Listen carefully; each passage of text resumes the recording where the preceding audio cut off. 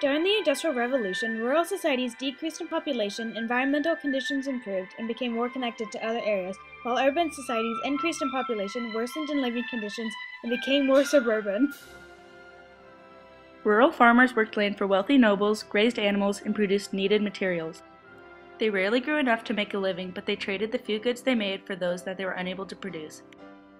Distance to other towns, trade routes, climate, economy, and prices all greatly affected rural areas.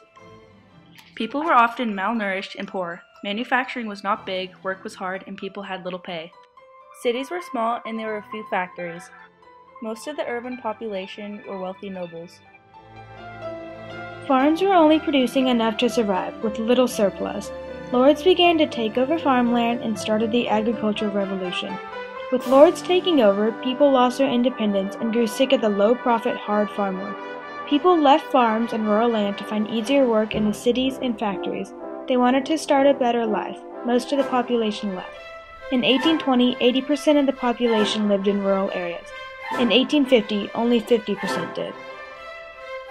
Before the Industrial Revolution, people used wood for many things, like construction, tools, heating, and energy.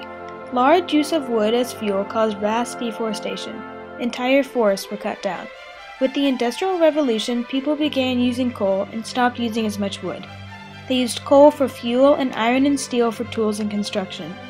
This allowed forests to regrow and replenish the environment. Rural areas also were not as affected by pollution from factories as urban areas were. Because of lack of transportation and communication technologies, rural areas could not easily connect to other places before the Industrial Revolution. It was hard for people to travel, and the only contact with others was through trade. Trains, cars, and new forms of communication connected rural towns to other cities and ports. They no longer had to wait weeks for a message and could get supplies quicker. As they grew more connected, rural areas became more civilized. Because of a surplus due to more advanced farming tools and techniques, the population grew and many people moved into towns. The birth rate as well as lifespans increased. Furthermore, the death rate decreased as sanitation improvements and surplus extinguished diseases. Urban population exploded because less people were needed on farms, and those workers streamed into the cities, finding jobs at factories. The agricultural revolution lessened the demand for workers needed on farms, so excess people streamed in from the countryside, going to cities to look for jobs. Typically, they found these jobs in factories. As a result of the steady stream of people coming into various cities, living conditions and sanitation took a plummet. Factories are one of the contributing factors for the worsened living conditions because they released large amounts of smog, which polluted the environment. Air quality was horrible and impacted the health of workers and people in the surrounding areas.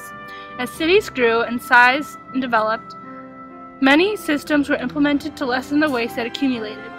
Since cities tried to cram as many workers and families into apartment or home as possible, living areas were not clean and trash would promote sickness and uncleanliness. Sanitation technology like sewage systems were installed underground to carry waste out of homes, instead of it being dumped and discarded in the streets, which led to sickness and a disgusting smell. Trash collectors took away garbage like old food, which led to a cleaner living environment both inside and outside the home. As factories were developed, more people moved from country to towns to find work. Houses were built near factories so people could walk to work. Other jobs included coal mines, chimney sweeps, mills, and clothing factories. 2/3 of factory workers were children.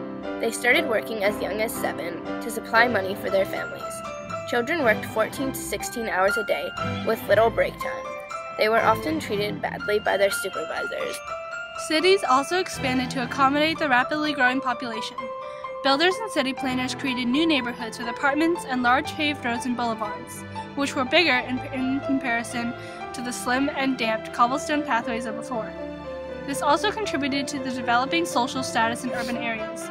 In old cities like London, the rich lived in the inner areas, close to the church in their large residences, and the poor lived on the outskirts of town, in the suburban areas where factories were, for easy transportation to and from work. In newer cities that sprung up in the Industrial Revolution, the poor lived in the inner areas near the factories, while the rich moved to the outside of town to escape the population that was a product of factories. The poor were crowded into slums and small tenements. Crowding large, dirty families into a small living space led to unsanitary situations, as disease and sickness would spread very quickly through a factory. Most of the poor worked in factories, which also led to spread of sickness when they were overworked and weak, which made them more susceptible to viruses.